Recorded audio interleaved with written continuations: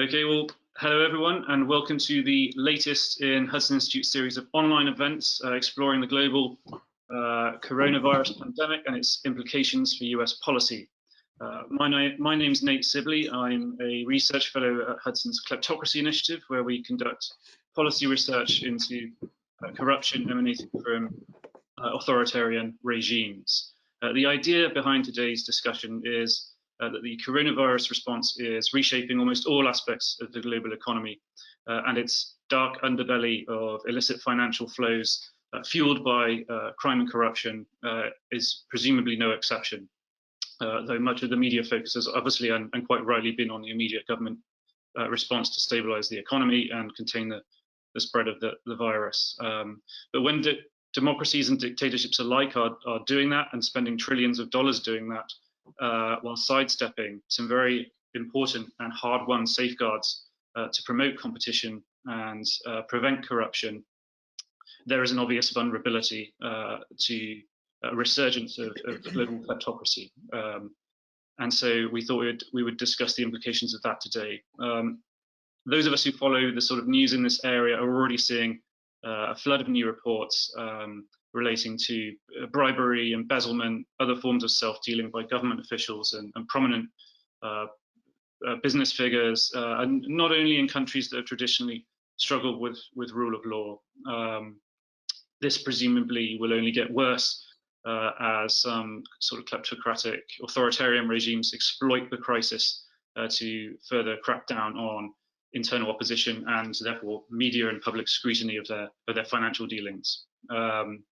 And then taking a sort of step back, unlike sort of previous crises of this nature, the coronavirus has exploded amid an ongoing another major geopolitical shift, which is the escalating confrontation between the US and China.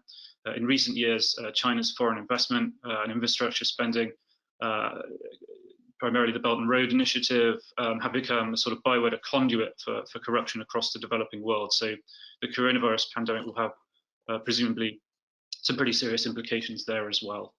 On the other hand, there are potentially reasons to be cautiously optimistic. The shutdown has affected kleptocrats and their professional enablers as well. There have been reports of dirty cash piling up in Europe and the United States because criminals can't launder it into shell companies and offshore banks and so on and so forth. But that won't last forever, and when the shutdown ends, they could be unleashed into a global environment that is much more conducive to corruption.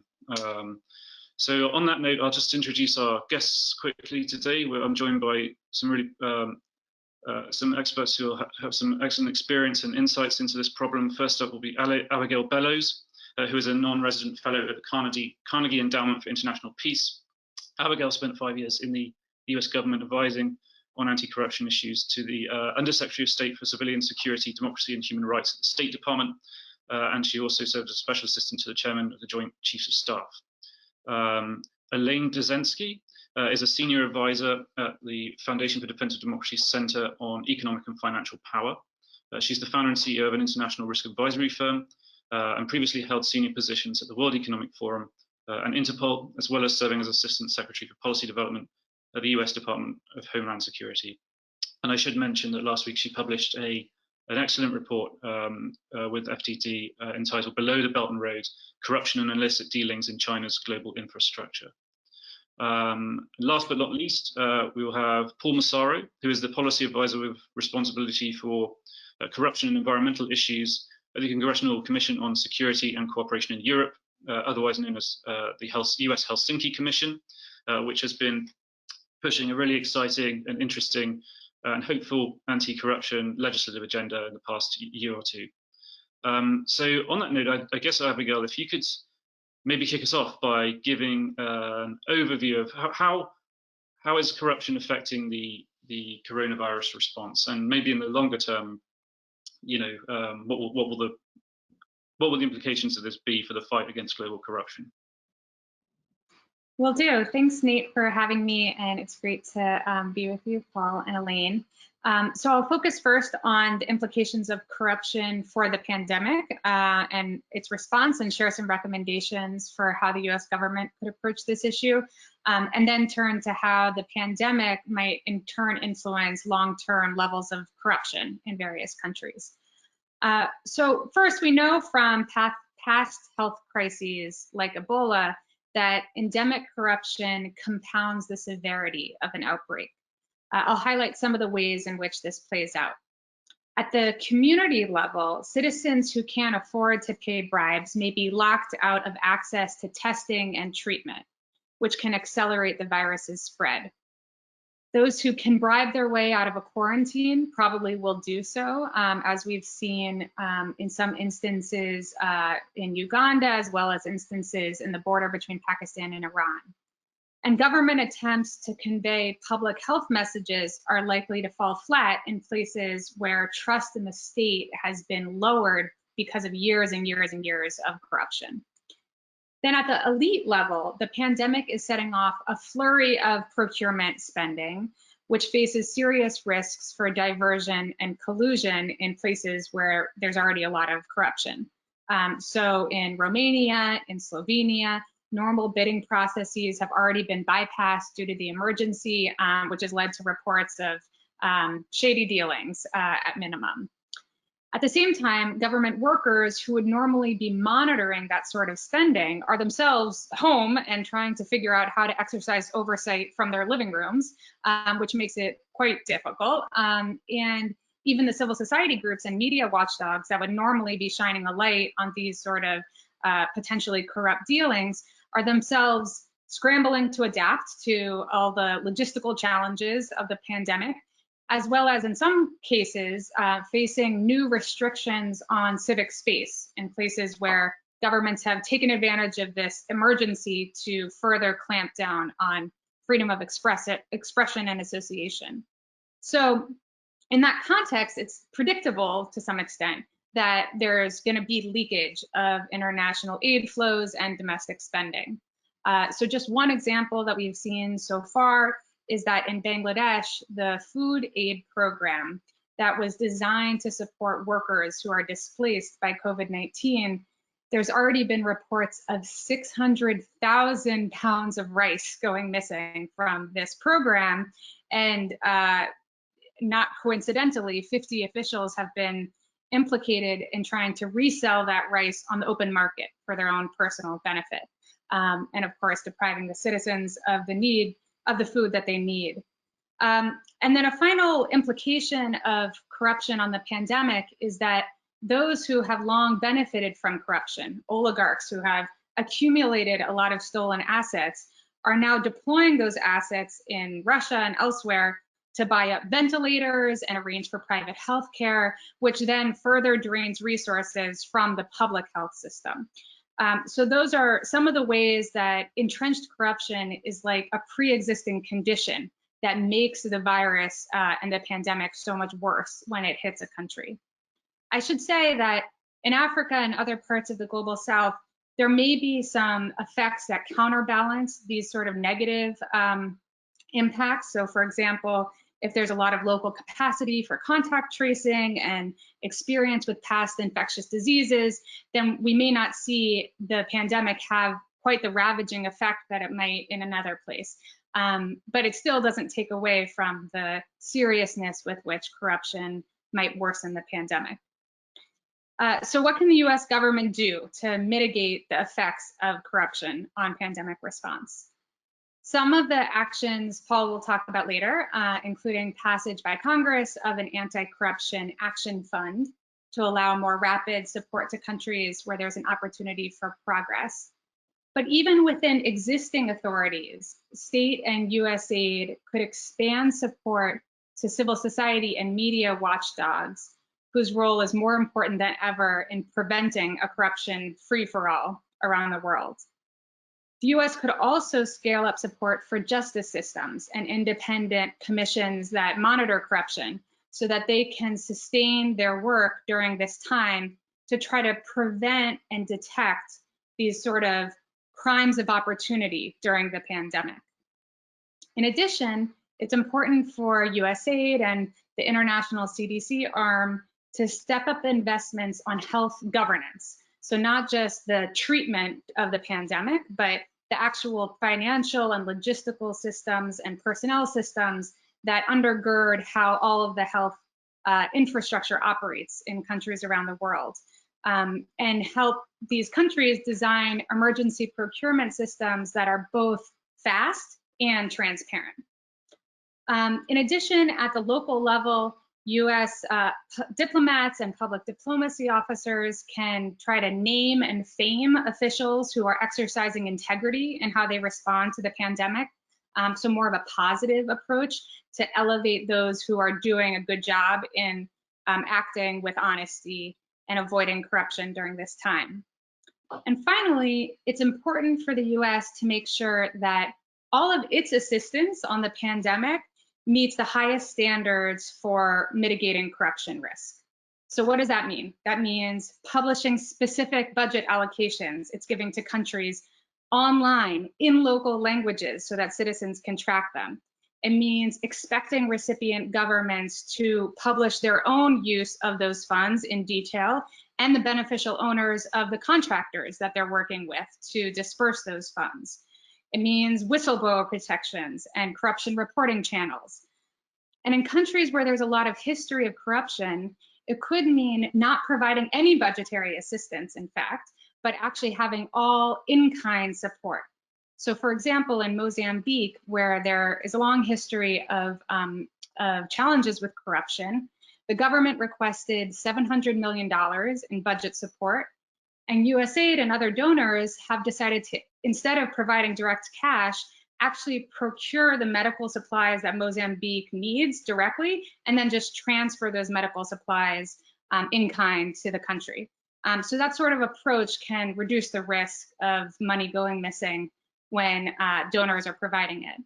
And these are the kind of standards that the US should be applying in its own assistance, but also encouraging actors like the IMF to take on board those sort of protections as well in response to calls from civil society.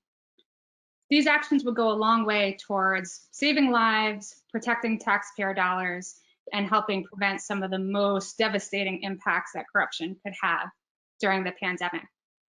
And then I'll share finally about some of the ways that this pandemic period might impact governance conditions and corruption in the medium to long term in various countries. First, I'll share the bad news. There's plenty of reason to think that the pandemic could do lasting damage to the conditions for governance in many places. We have a situation in which law enforcement is distracted with implementing quarantines and curfews, so they're likely going to be paying less attention to financial crime. We have the possibility of massive theft of public resources while nobody's looking, which could help bad actors learn new behavior that then they take into the future. And if citizen trust is lowered during this time, that could fuel even more disenchantment with democracy and the further emboldening of authoritarian populist leaders, which is a disturbing trend we had seen even before the pandemic. At the community level, if people get into the pattern of paying bribes to access health services, that's a pattern that could then be even harder to undo later and create new positive social norms. So there are a variety of ways in which, on the current trajectory, there's a lot of negative scenarios of how the pandemic could impact anti-corruption conditions. But it's also plausible that, at least in some places, the crisis could be good for anti-corruption. And that's really if actions taken during this time establish new precedents that raise the bar on governance longer term. So what could that look like? Perhaps in places where they didn't have an emergency procurement system, this is the catalyst for creating one, and then they have one in the longer term, which they can rely on when the next climate emergency happens or whatever the next crisis is down the line. At the local level, if healthcare providers realize that denying access to somebody who can't pay a bribe could actually endanger the safety of everybody during a pandemic because they become a a spreader of the disease, then maybe we'll see broad amnesties for coronavirus testing in certain places that then citizens could use as a wedge to push for further reform and reducing bribery in the health system overall. And more broadly, the high stakes of this moment could help prompt new forms of cooperation, whether it's between governments and civil society, or within civil society between elite and grassroots actors, or between those working on governance issues and working on health issues. So there's many ways in which new coalitions might form during this time because of the emergency conditions we're in. And disrupting some of those long-standing silos could be really good for governance progress over the long term. So that's the hopeful, optimistic scenario. And with targeted action in a quick and responsive way, I think the US government can help tilt us towards that positive trajectory. Back to you, Steve. That was a really comprehensive look at the issues we're facing. I mean, the thing that struck me, and I asked you to talk about lots of things that the US government should be doing. What is the US government actually doing? Has it done anything extra? You know, we've heard the USAID has sent out now, I think, 2 tranches of, what is it, $250 million or something in additional aid, probably more than that, I think.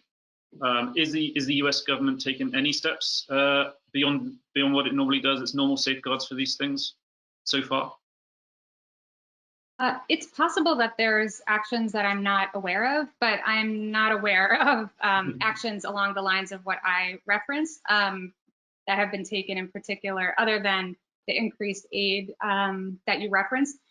My understanding is that in general, USAID is pretty cautious about giving governance assistance that's in the form of money. So they have a whole protocol for government-to-government budgetary assistance where there is a risk mitigation system and a whole assessment that needs to be done to make sure that appropriate safeguards are in place. And that's why they sometimes tilt towards these sort of in-kind support, like the Mozambique case that I mentioned, which I think is really laudatory, really you know, setting a model that other countries can follow.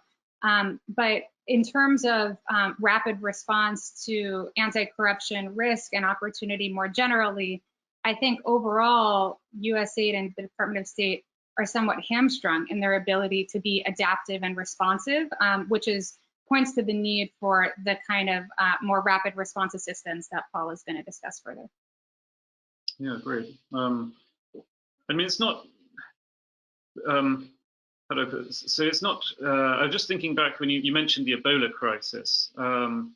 It's sometimes hard to, you know, it sounds like anti-corruption campaigners and policy things and stuff sort of nag on the corners of the major event that's happening, and they're trying to get their issue, you know, and it gets a bit tiresome for people who are trying to get their job done, you know, getting that money to wherever it is. But thinking back to the Ebola crisis, I remember reading that the Red Cross, for example, alone lost $5 million that we know about its $100 million that it was handling in West Africa. And I mean, that's, you know, that to the average person, it's like, oh, okay, well, that's only 5%. So that's an acceptable like loss. But think about how many lives $5 million saves in West Africa. It's not like $5 million being spent in the US even, is it? Are you sort of, you're following the news on all this stuff? Are you seeing that sort of the same sort of scale, but on the same sort of scale of misappropriation that happened during the Ebola crisis, but on a global scale now? Or is it, are we still sort of in the dark a bit about this is happening so quickly, you know? Well, we don't know exactly what's you know, happening beyond the anecdotal level at this point, given how early it is. But already the starting point was very disturbing. Some of the studies that the World Bank has been involved with indicate that 80% of non-salary payments within the health system, so procurement of supplies, for example, don't reach the local level. 80%, up to 80% in many countries. And so it shows just how devastating corruption can be in a health system that is already debilitated, is already sort of on the back foot due to all of these years of graft. And I think some of the lessons that we learned from the Ebola crisis are really applicable here. So one of the big ones was that because corruption had so undermined trust in government for so many years, in places like Liberia and Sierra Leone, citizens actually didn't believe that Ebola was happening at the beginning. They thought it was a ploy from the government to try to get more money from Western donors. And that meant that harmful burial practices persisted for far longer than they would have because people didn't follow the public health guidance coming from the government. And what really turned the tide was the involvement of community level actors, traditional authorities, religious leaders, elders, people who already were trusted by citizens, who were able to amplify and echo and translate the messages around public health that the government wasn't really able to convey in a way that was credible. So I think we're seeing the need for those sort of vertical partnerships between the grassroots and the elite actors more than ever during this time to help mitigate some of those harmful effects that corruption has had over generations in certain places. That's fascinating. Thank you so much, Abigail. That's really, really great way to set the scene and highlight some of the more serious risks we're facing at the moment. Elaine, as I mentioned at the start, this isn't, it'd be one thing if the world was at peace and happy with each other with the coronavirus hitting, but we're in the middle of a major confrontation between two superpowers. We've learned in recent months and years about how China's foreign investment, particularly through the Belt and Road Initiative since 2013, has become a major source of corruption, and really at the same time as it's also, in some occasionally, well, often in a beneficial way, reshaping the infrastructure projects across Eurasia. So I wonder if you could just talk about what coronavirus means for the Belt and Road Initiative, and particularly from a corruption point of view.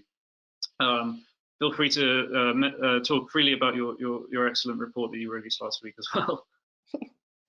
Thanks, Nate, and thanks, Abigail, for such a great presentation. I love this conversation because I think we can get to some of these issues from a systemic perspective. Looking at the local level, at the national level, and at the global level as to what's happening right now, how things might be shifting, and ultimately where the opportunities might be.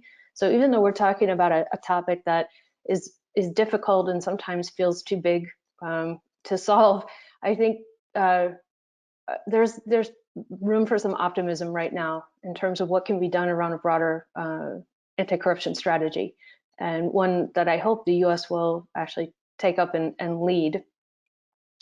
So let me go back to your question and the report which just came out, as you mentioned, which is really a deep look at corruption and illicit practices that have taken place within a variety of Belt and Road projects over the last 5 or so years. The BRI was launched officially in 2013, although there are projects within this construct of the BRI that have been around longer than that. From a corruption perspective, from an investigative perspective, it's really been over the last, I would say, 2.5 years, where we've seen some really tangible evidence of what's happening within the frame of BRI in the form of influence peddling, corrupt practices like bribery, and other forms that have really eroded the viability of some of these projects, but also given us a view into how Beijing is using BRI as a tool for broader global influence.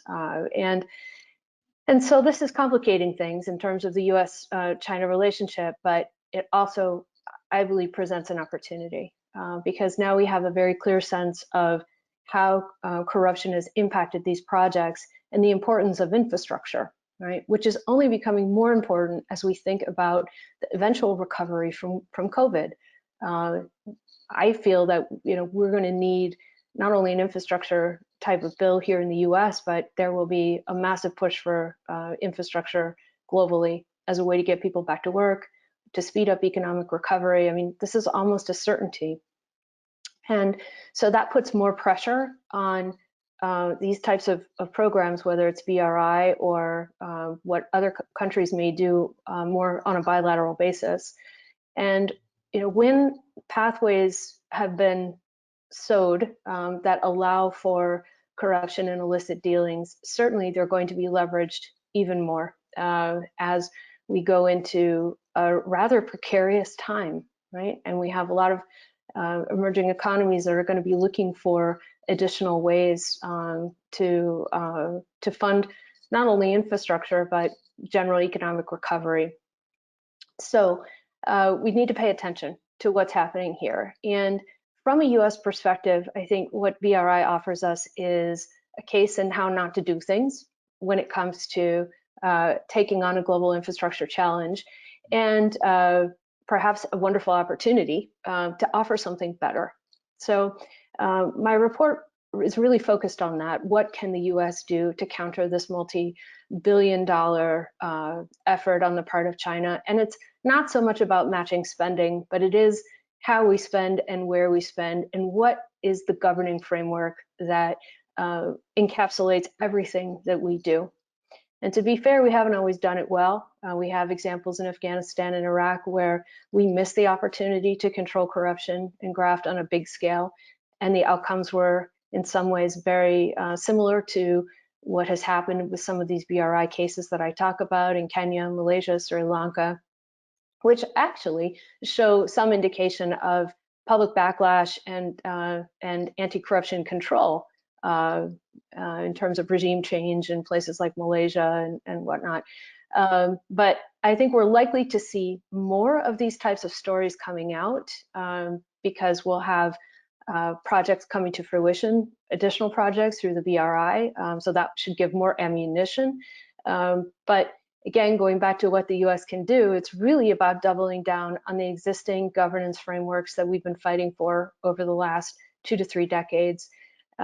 So we need to double down on supporting the multilateral engagement that creates the framework, whether it's working through the development banks, strengthening the work of the UN through the UN Convention Against Corruption, the OECD framework.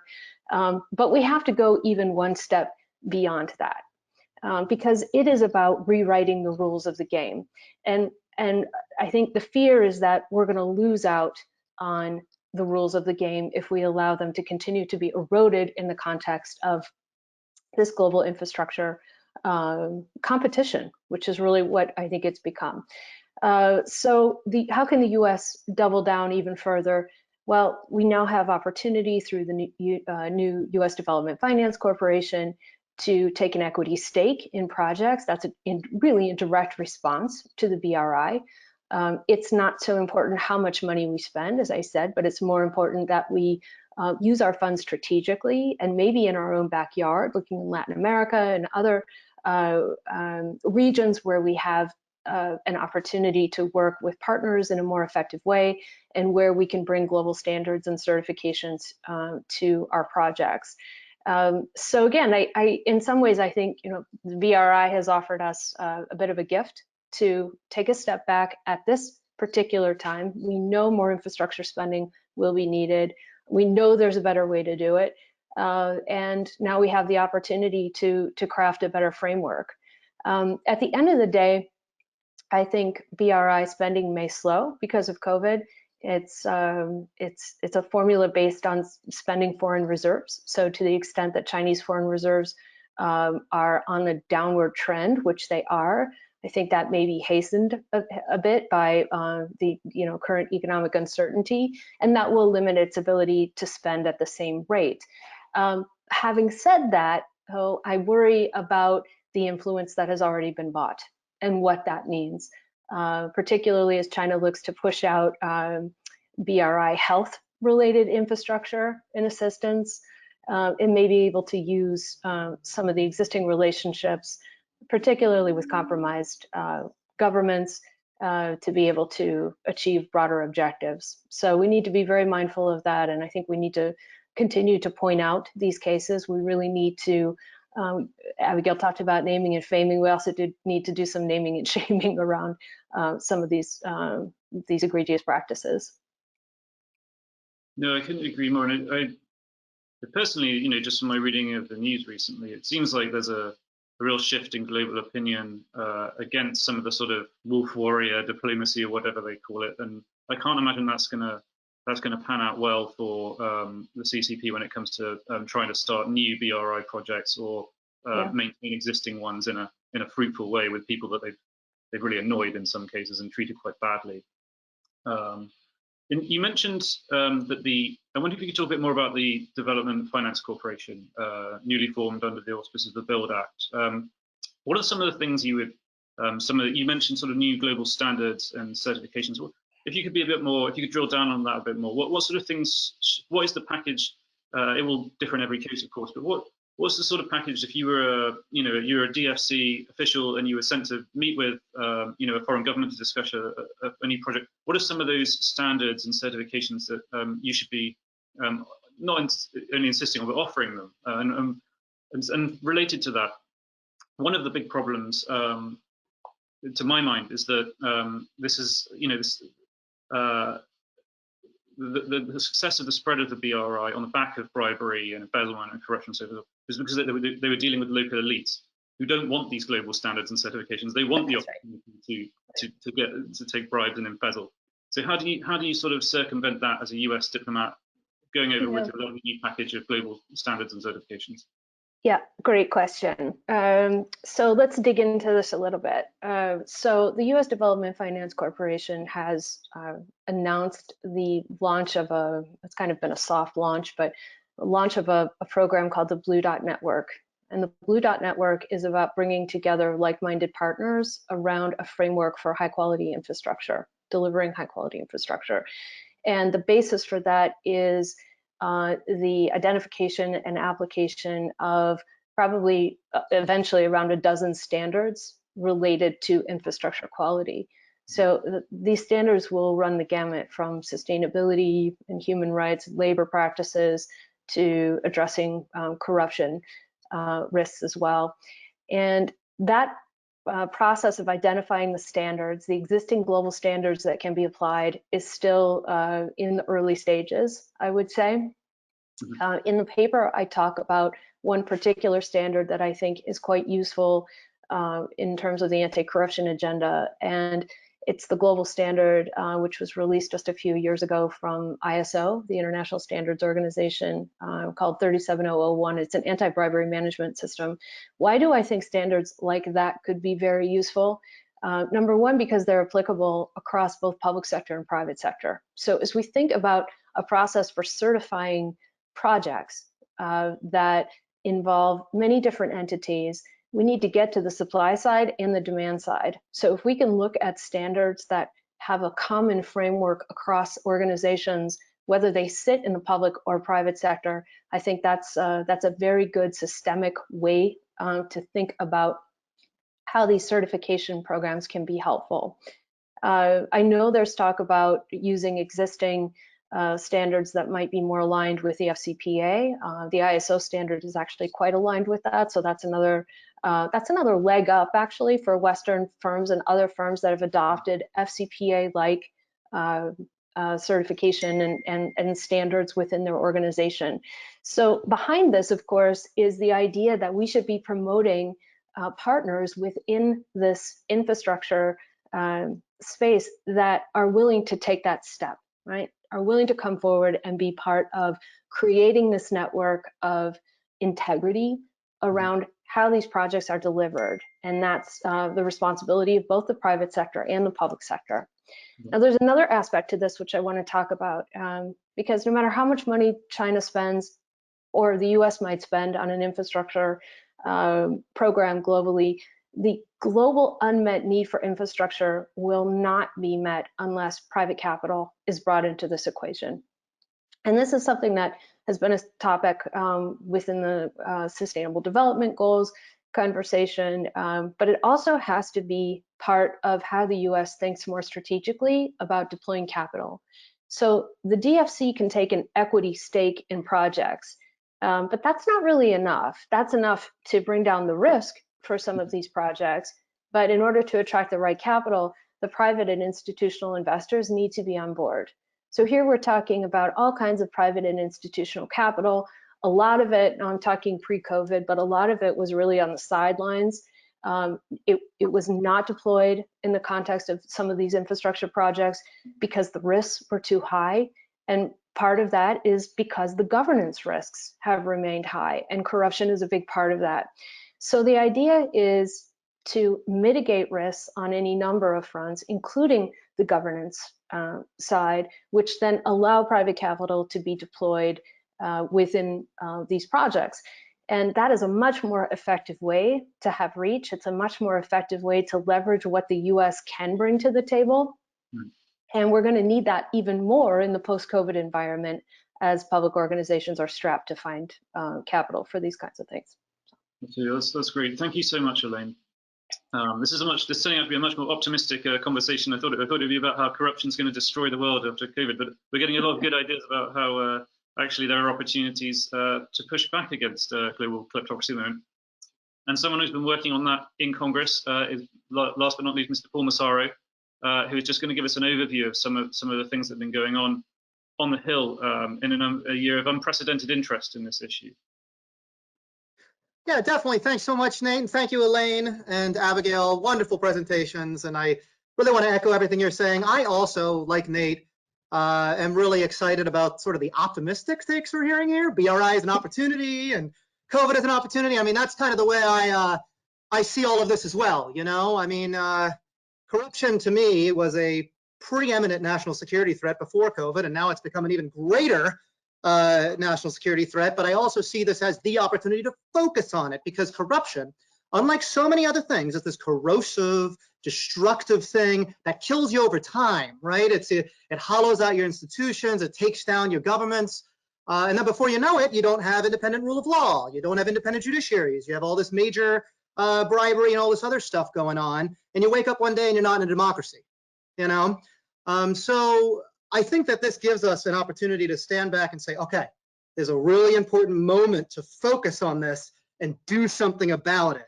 As you say, Abigail, with sort of the emergency procurement systems and stuff like that, or thinking about BRI and infrastructure, you know, we putting people back to work for infrastructure, things like that. So I think that, you know, we really need to be focusing on opportunities and focusing on corruption as sort of a threat that's only become greater due to COVID, and now's the time to take it down. So before I get into kind of like talking about the bills, I just want to say a few words on the Helsinki Commission itself, since I think that we are kind of one of these maybe niche agencies, sort of lesser known. So the Helsinki Commission is a congressional commission, as Nate said. It's bicameral and bipartisan. It's led by 9 senators and 9 representatives. We've been around since '76, so kicking since the Cold War. We take a very long-term view of foreign policy. We're about promotion of human rights, democracy, and the rule of law, and we see these things as the key aspects of national security. In the long term, if you want to, you know, really promote national security, you need democracy, rule of law, and human rights all around the world. You need the global framework to be based on these things. You need to promote those who are promoting these things in their countries, ensure they are protected, and so on and so forth. Our staff, I am a member of our staff, and we have staff that cover everything, the regions, international religious freedom, military security, and then I cover, as Nate said, international anti-corruption policy. So one of our big roles is developing legislation that looks 5 years into the future rather than to the next election or the next 5 minutes, or, you know, everything that, you know, the committees, God bless them, have to do every single day, sort of in the trenches. And we've actually had some big successes here. I think a very well-known one is the Magnitsky Act, which sort of changed things forever and US-Russia relations, and really in the way that we promote human rights around the world. But we've also developed the Trafficking Victims Protection Act back in the day. And right now, the Rodchenko AntiDoping Act, another program of ours, another proposal of ours rather, that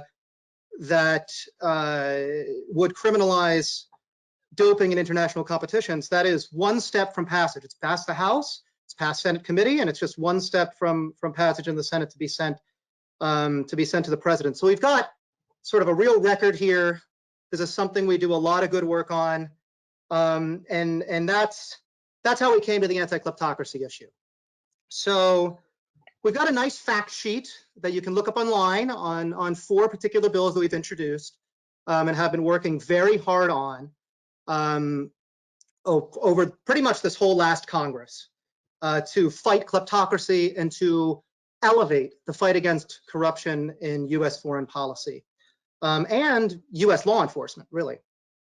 So I'll start by speaking about the Crook Act. So the Crook Act is the one that Abigail referred to just a second ago. It calls for, it essentially is our comprehensive US foreign policy approach. The key item is the creation of this anti-corruption action fund. Now this fund would essentially be financed through a surcharge on FCPA violations above 50 million. It'd take $5 million about from each of those and then put them into this fund, which is a no-year fund, sits around until there are opportunities, and then it can sort of be activated all at once to help reformers in the sort of first 100 days, let's say, as we expect a lot from our president in the first 100 days, and so on and so forth. So too, we'd want to help these guys before they sort of run out of political steam. So we're looking at probably $16 million a year about if we go past, or if we go by the last 10 years of FCPA criminal enforcement. The other two big things that this bill would do is create a interagency group on anti-corruption led by the Secretary of State, and it would mandate a point of contact, an anti-corruption point of contact in every US embassy around the world. So that's the Crook Act. There's a lot of good normative stuff in there about framing and fighting illicit finance, and all of that's very important as well. But I think those are the three really important sort of operative pieces of it. So moving right along, the second bill is called the Kleptocracy Exposure Act. And what the Kleptocracy Exposure Act is, it's an amendment to the Immigration and Nationality Act to enable the Secretary of State to reveal the identities of individuals whose visas have been banned for reason of human rights abuse or kleptocracy.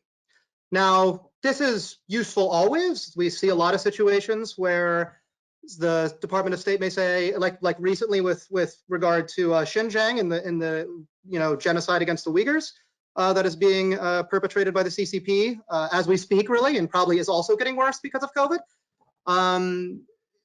They said we banned the visas of these 50 people, and that was it. They didn't give us the names of those people, identities of those people. We don't know who they're working with. We don't know which business they're involved in and things like that. And that's a problem. And that's a problem now more than ever as we have all of this procurement going on, all of this money flowing around. So if a visa is banned for one of these individuals, it's very good to provide this information publicly, both for business reasons, also so we stand in solidarity with the victims of kleptocracy around the world, give that information to civil society and press and so on and so forth. And then, very interestingly, also because our allies would like that information.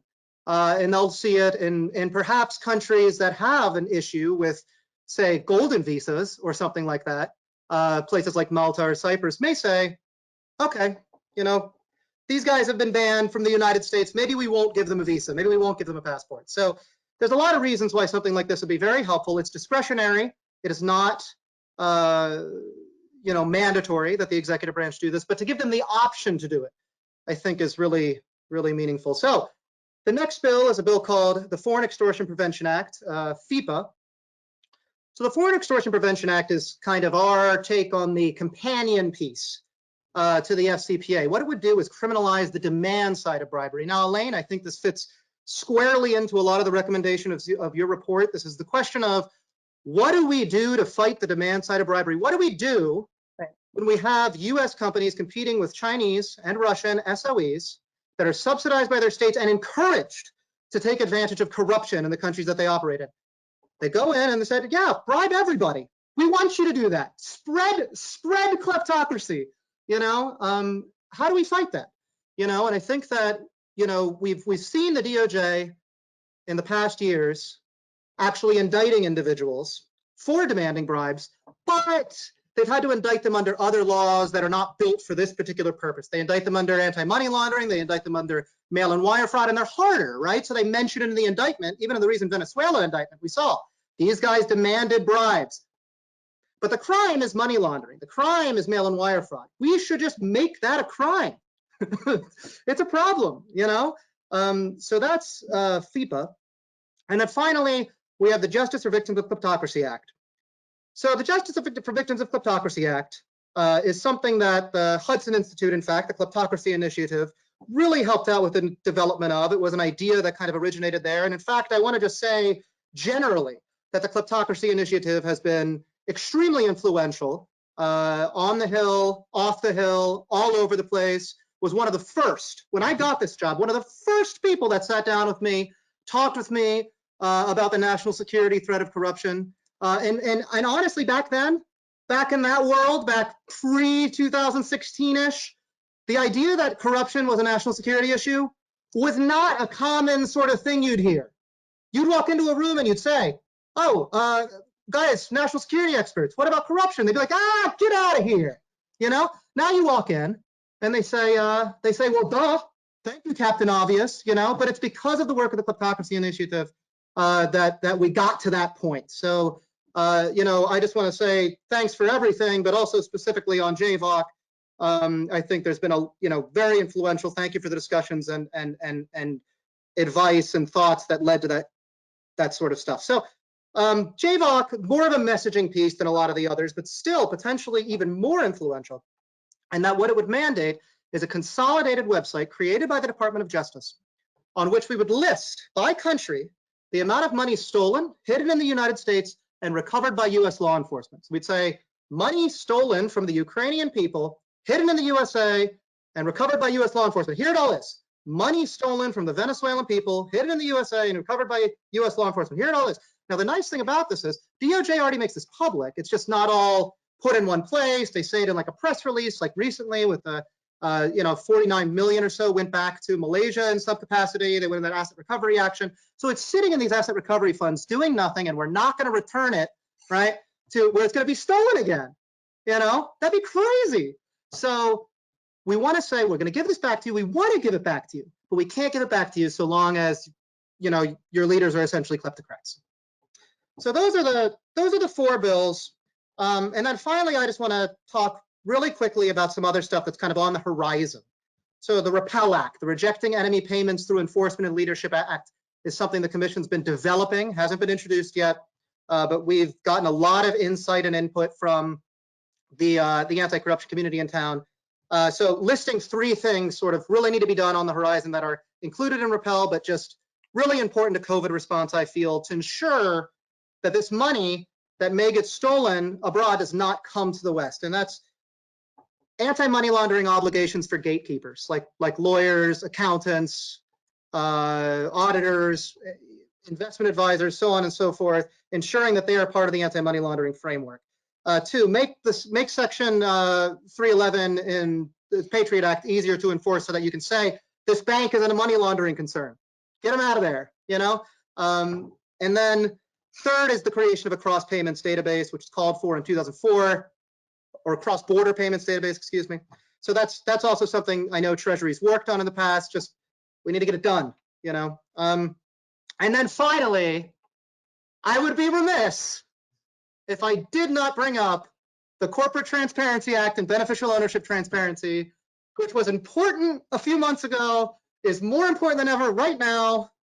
Like, let's get that done too. That's all on Congress's plate, you know, that's all us. So hopefully the Senate will be able to include that either in a package, you know, in response to COVID, or an NDAA, or on its own, but you know, that's desperately needs to get done. So that's the bill that would, this is the law that would tackle the abuse of US shell companies for money laundering. That's right. That's right. So I know we've talked that one to death in your events. So I just wanted to make sure it got in there, because you all have been excellent on that as well. Talking about shell companies, but it doesn't seem so.